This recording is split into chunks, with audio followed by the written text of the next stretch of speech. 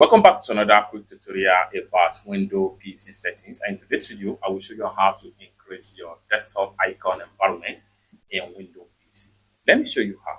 The very first thing you want to do is to go ahead and right click on your PC environment. Go ahead and click on view.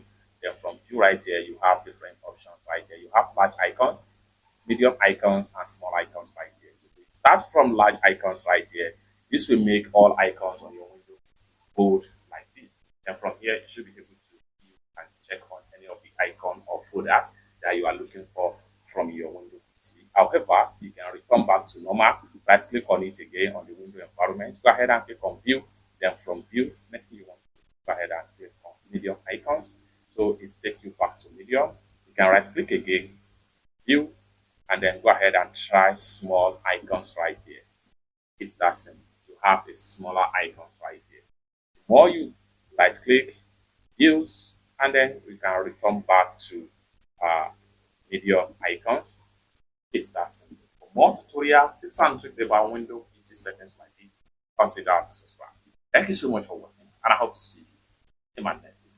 Bye.